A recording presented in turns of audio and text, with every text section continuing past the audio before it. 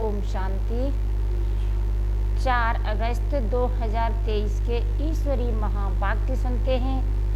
आज मीठे मीठे बाबा बोले, मीठे लाडले बच्चे, बाप आए हैं तुम्हारे लिए स्वर्ग की नई दुनिया स्थापन करने।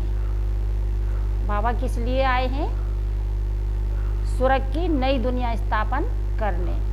इसलिए इस नर्क से दिल न लगाओ, इनको भूलते जाओ। प्रश्न है, रहम दिल बाप तुम बच्चों पर किस रूप से कौन सा रहम करते हैं? बाबा कैसे हैं? रहम दिल। तो उत्तर में बाबा कहते हैं, मैं बाप रूप से मीठी सैक्रीन बन, मैं बाप रूप से मीठी सैक्रीन बन तुम बच्चों को इतना प्यार देता हूँ जो दुनिया में दूसरा कोई भी दे न सके। मैं तुम्हें पवित्र प्यार की दुनिया का मालिक बना देता हूँ। टीचर बन तुम्हें ऐसी पढ़ाई पढ़ाता हूँ जो तुम बहशत की बीवी बन जाते हो। बहशत की बीवी बन जाते हो।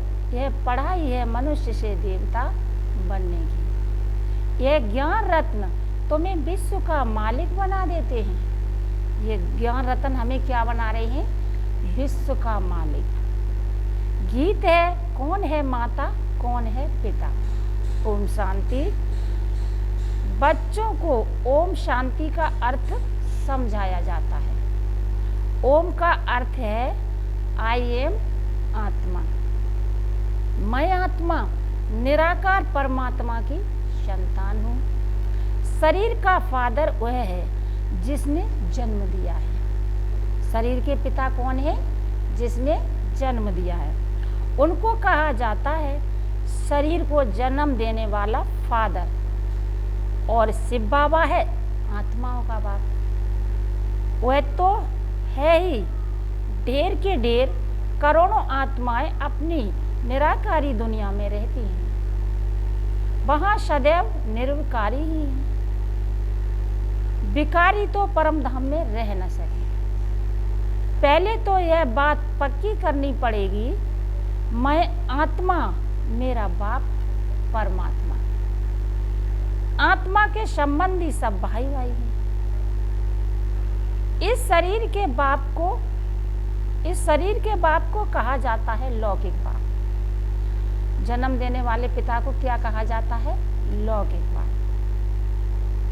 आत्मा के बाप को कहा जाता है पारलौकिक बाप, जो सभी का एक ही है। पुकारते भी है ना, ओ गॉड फादर, ओ पतित पावन रहम दिल। यह आत्मा ने पुकारा बाप को। आत्मा इस शरीर के साथ दुखी है, फिर सतयुग में आत्मा को शरीर के साथ सुख है। इसलिए उसका नाम ही है सुख धाम। स्वर्ग यह है नर्क। गाया भी जाता है ना, दुख में सिमरण सब करें, सुख में करे न कोई। याद करते हैं पतित पावन को, समझते हैं पतित पावन बाप ऊपर परम धाम में रहता है। गंगा को पतित पावनी नहीं कहेंगे।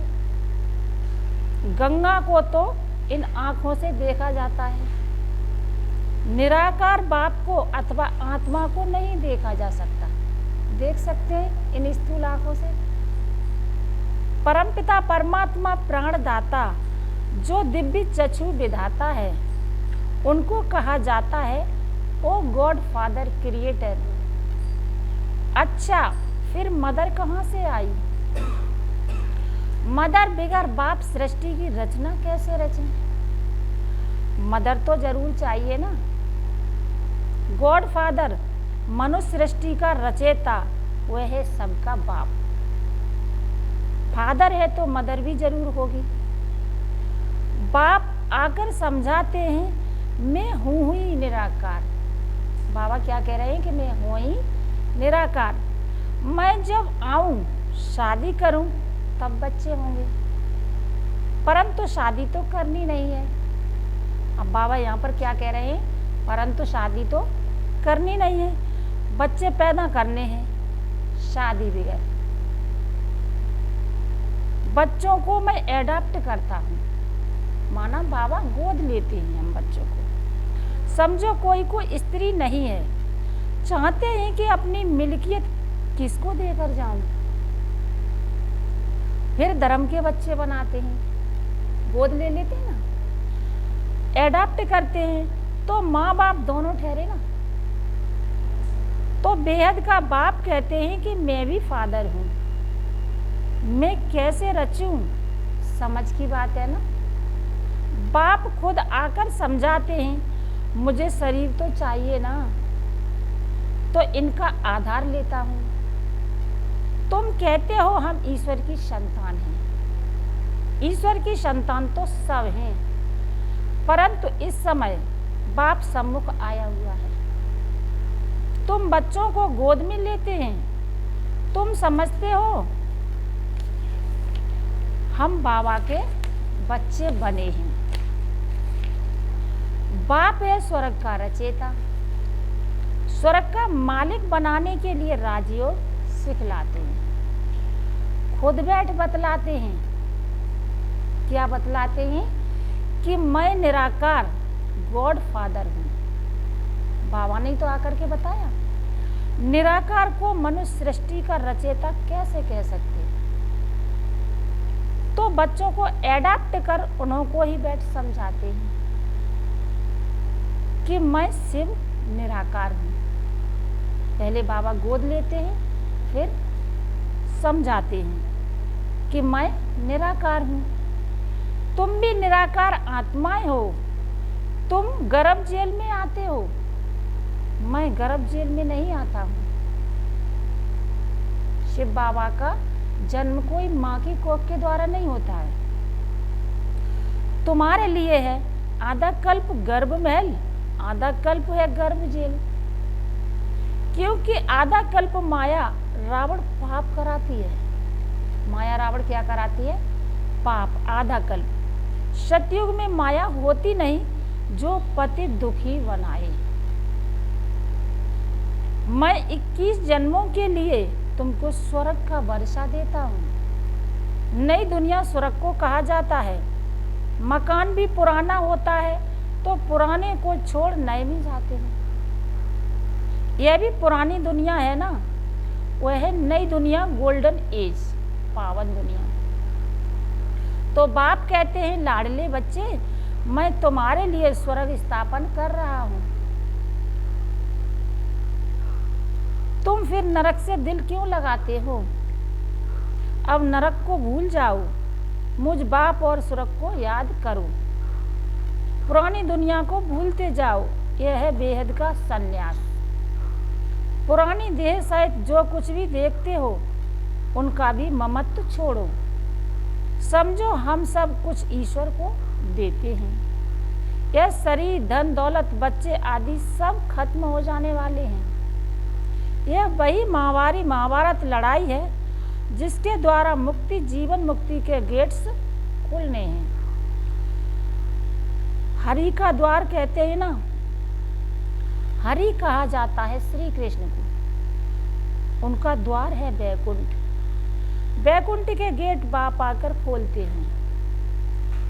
वहां कोई पतित जा नहीं सकता, इसलिए पतित से पावन बनाते हैं। दुख से लिबरेट करते हैं और कोई लिबरेट कर ना सके। दुख हरता सुख करता बाप ही है। बाप कहते हैं मैं तुमको राजयोग सिखलाता हूँ, सदा के लिए सुख देने आया हूँ। मैं तुम्हारे लिए बैकुंठ हथेली पर लाया हूँ। तुम राजयोग सीखकर मनुष्य से देवता बनते हो। बुद्धि भी कहती है कि बरोबर समझ की बातें हैं। समझो यह पुरानी दुनिया है, फिर यह नई बनेगी।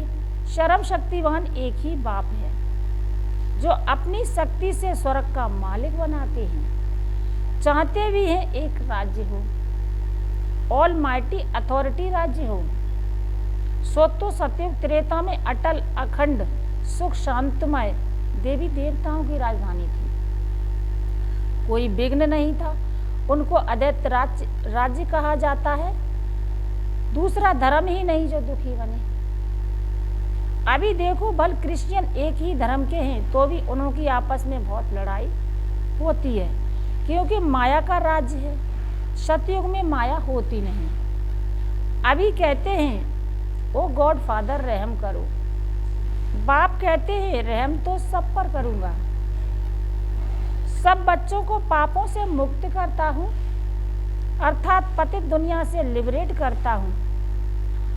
तुम सब आत्माओं को ले जाता हूँ निराकारी दुनिया में, बाकी शरीर तो भस्म हो जाएंगे। नेचुरल कैलिमिटीज गाई हुई है, आसार भी देख रहे हो। फेमन पढ़ना जरूर है। अब बाप कहते हैं इस चीची दुनिया से ममत्व तोड़ो। बेहद का बाप है सैक्रीन, कहते हैं मैं जो तुमको प्यार करता हूँ सो कोई कर न सके। अभी तुमको पवित्र दुनिया का मालिक बनाता हूँ, राजाई के लिए तुम पढ़ रहे हो। एम ऑब्जेक्ट बुद्धि में है, नया तो कोई समझ न सके। जब तक कि कोई बैठ उनको समझावे। एक हफ्ता बैठ समझे कि मनुष्य से देवता बनना है, इसलिए बाप को जादूगर कहा जाता है। ज्ञान रत्नों से मनुष्य को देवता बनाता हूँ। उनको रत्नागर, सौदागर, मुसाफिर भी कहते हैं। तुमको आकर स्वर्ग की महारानी महाराजा बनाते हैं। मुसाफिर कितना हसीन है। तुम जो कोई काम के नहीं थे, अब तुमको पढ़ाकर बहसत की बीवी बनाता हूँ।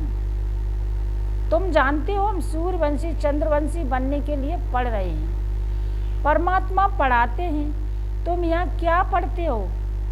तुम कहेंगे मनुष्य से देवता बनने के लिए पढ़ रहे हैं, क्योंकि यह आसुरी गुणों वाली मनुष्य सृष्टि विनाश होने वाली है। कहते भी हैं मुझ निर्गुण हारे में कोई गुण नहीं। तो वही रहमदिल बाप बैठकर तुमको पढ़ाते हैं। सभी धर्मों वाले एक निराकार बाप को ही परमात्मा मानेंगे। मनुष्य भल गॉड फादर कहते हैं, परंतु जानते नहीं कि वह कौन है, कहाँ आते हैं। अभी तुम जानते हो वह पुरानी पतित दुनिया में आते हैं, क्योंकि पावन दुनिया स्थापन करते हैं। पुरानी दुनिया को नई दुनिया बनाते हैं। नई दुनिया में तो सुख ही सुख है।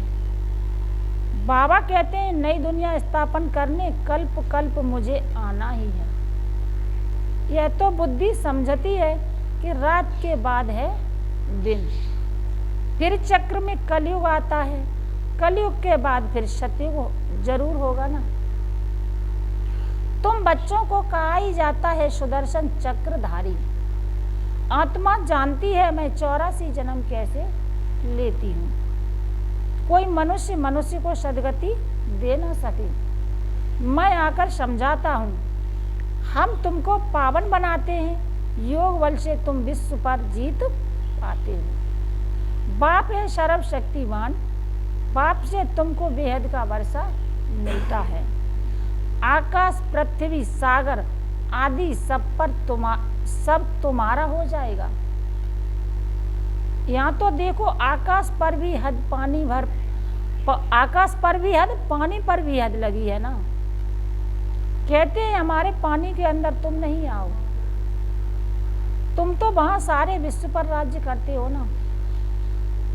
स्वर्ग तो फिर क्या, स्वर्ग को भूल नहीं सकते। मनुष्य जब मरते हैं तो कहते हैं स्वर्गवासी हुआ, परंतु स्वर्ग है कहाँ?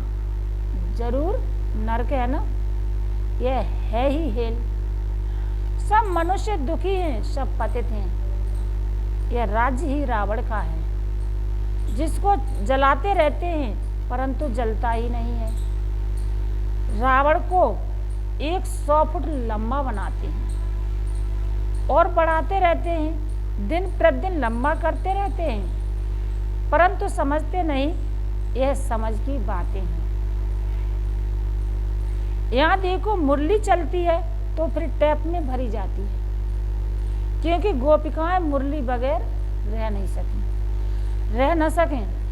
तो यह प्रबंध है। मुरली बिगर तो तड़पते हैं, क्योंकि यह मुरली है जीवन हीरे जैसा बनाने वाली। यहाँ बाबा पढ़ाते हैं जो मुरली फिर लंदन अमेरिका तक जाती है। बच्चे सुनकर बहुत खुश होते हैं। गाया हुआ है, गोपिकाएं मुरली बिगर रह नहीं सकती थी। यह नॉलेज गॉड फादर ही सुनाते हैं।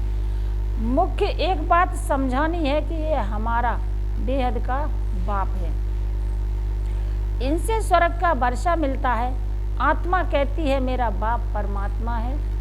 वह आत्माओं को पढ़ा रहे हैं, ऐसा और कोई कह न सके कि मैं परमात्मा तुम आत्माओं को पढ़ाता हूँ। ऐसे भी नहीं कहेंगे कि मैं परम आत्मा नॉलेज फुल हूँ। तुम बच्चों को बहुत अच्छी रीति समझाया जाता है, परंतु सबकी बुद्धि एक रस तो नहीं होती है। कोई की सतो प्रधान बुद्धि है, कोई की सतो रजोत्तम हो। इसमें टीचर क्या करेंगे? टीचर कहेंगे पढ़ाई पर पूरा अटेंशन नहीं देते थे। गॉड फादर है नॉलेजफुल। जैसे टीचर नॉलेजफुल है, स्टूडेंट को पढ़ाते हैं, आप समान बनाते हैं, वैसे इस सृष्टि चक्र की नॉलेज गॉड फादर के पास ही है और कोई नहीं जानते। बाप ही नॉलेज सिखलाए, नॉलेजफुल बनाते हैं। बाप है नॉलेजफुल, सबसे ऊंचे है। ऊंचा जिसका नाम है, ऊंचा ठाव है। ब्रह्मा विष्णु शंकर हैं सूक्ष्म वतन वासी। थर्ड ग्रेड में है मनुष्य। मनुष्यों में भी ग्रेड है। सतयुग में मनुष्यों की ग्रेड बड़ी ऊंची रहती है। तुम गोल्डन एज में जाते हो, आयरन एज खत्म हो जाएगा। गोल्डन एज है तो सिल्वर एज नहीं, कॉपर एज है तो आयरन एज नहीं। यह सब बातें बुद्धि में रखनी है, इसलिए चित्र बनवाए हैं। सतयुग में बहुत थोड़े मनुष्य होते हैं, कलयुग में तो ढेर के ढेर मनुष्य हैं। पूछते हैं बाबा विनाश कब होगा? विनाश तब होगा जब नाटक पूरा होगा। सब चले जाएंगे। बाबा है मुक्ति, जीवन मुक्ति का गाइड। वह रहते हैं परम धाम में, तुम भी वहां के रहने वाले हो। यहाँ आए हो पाठ बजाने। बाप कहते हैं बच्चे तुम्हें माया पर जीत पानी है। इसमें हिंसा की कोई बात नहीं है। सतयुग में हिंसा होती नहीं, वहाँ है ही संपूर्ण निरवकारी देवी देवता। अच्छा, मीठे मीठे सिकी लदे बच्चों प्रति माता पिता बाप दादा का याद प्यार और गुड मॉर्निंग। रूहानी बाप की रूहानी बच्चों को नमस्ते। हम सब रूहानी बच्चों की रूहानी माता पिता बाप दादा को याद प्यार और गुड मॉर्निंग। नमस्ते बाबा, नमस्ते नमस्ते, शुक्रिया बाबा शुक्रिया। धारणा के लिए मुख्य सार है। पहली पॉइंट है बुद्धि से बेहद का संन्यास करना है। पुरानी देह सहित जो कुछ इन आँखों से दिखाई देता है उनसे ममत्व निकाल बाप और स्वर्ग को याद करना है। दूसरी पॉइंट है पढ़ाई को अच्छी रीति धारण कर बुद्धि को शतो प्रधान बनाना है। मुरली ही पढ़ाई है, मुरली पर बहुत बहुत ध्यान देना है। आज का वरदान है भाग्य की नई नई स्मृतियों द्वारा पुरुषार्थ में रमणीकता का अनुभव करने वाले मन दुरुस्त भव। भाग्य की नई नई स्मृतियों द्वारा पुरुषार्थ में रमणीकता का अनुभव करने वाले मन दुरुस्त भव। ब्राह्मण जीवन में लास्ट जन्म होने के कारण शरीर से चाहे कितने भी कमजोर या बीमार हैं, लेकिन मन सबका दुरुस्त है, उमंग उत्साह से उड़ने वाला है, पावरफुल मन की निशानी है। सेकंड में जहाँ चाहे वहाँ पहुँच जाएं। इसके लिए सदा अपने भाग्य के गीत गाते उड़ते रहो। अमृत बेले से भाग्य की नई नई बातें स्मृति में लाओ। कभी किसी प्राप्ति को सामने रखो, कभी किसी। तो पुरुषार्थ में रमणीकता आ जाएगी, बोर नहीं होंगे, नवीनता का अनुभव करेंगे। आज का स्लोगन है, आगे पीछे सोच समझकर हर कर्म करो तो सफलता प्राप्त होती रहेगी। आगे पीछे सोच समझकर हर कर्म करो तो सफलता प्राप्त होती रहेगी। अच्छा, ओम शांति। ओम